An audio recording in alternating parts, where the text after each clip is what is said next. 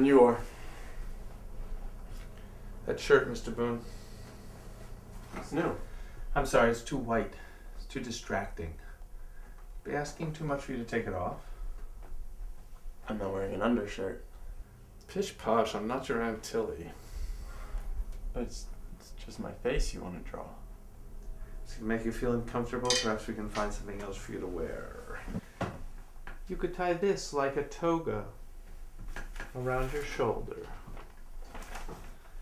Maybe that will help you overcome your schoolgirl shyness. Alright, I'll take it off. Kinda warm in here anyway.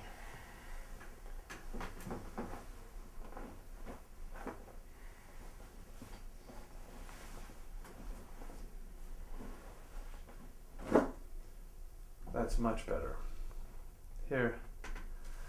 I think I'll have you sit slightly sideways so you can rest one arm on the back of the chair.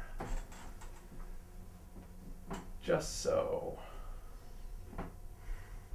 Take a picture, it'll last longer. That's exactly what I intend to do. You seem to have no idea how handsome you are. Has to do with how snugly your face fits your skull. Would you be more comfortable barefoot? Feel free to take off your shoes and socks.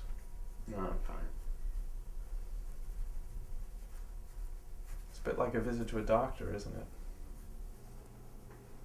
You have to sit perfectly still while I scrutinize and examine you.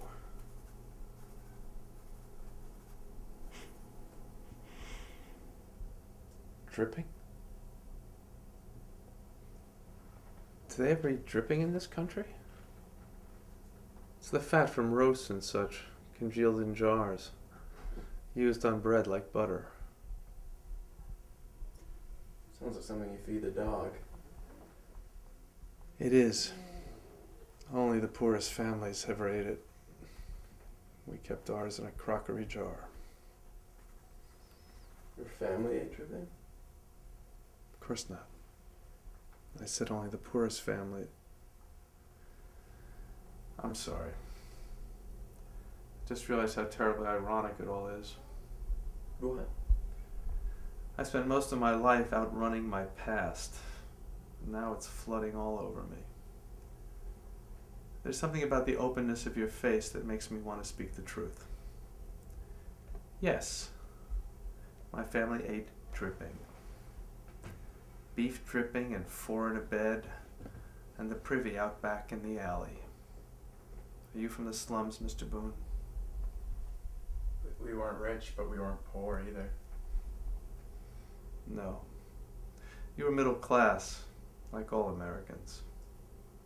I guess you'd say we lived on the wrong side of the tracks. In Dudley, there are more sides of the tracks than any American can imagine. Every Englishman knows his place. And if you forget it, there's always someone to remind you. My family knew who they were. But I was an aberration in that household, a freak of nature. I had imagination, cleverness, joy. I don't know where it came from. Certainly not from them. They took me out of school when I was 14 and put me in a factory.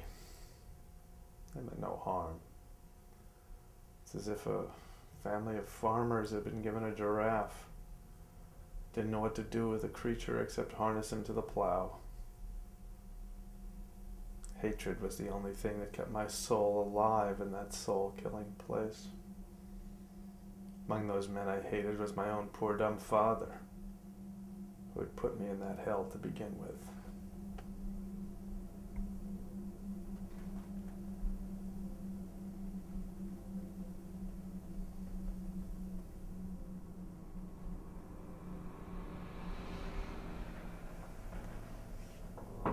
Mr. Whale?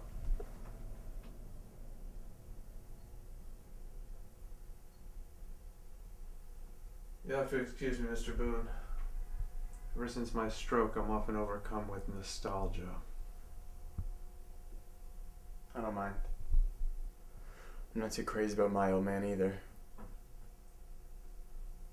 Why don't we break for 5 minutes? I'm sure you want to stretch your legs.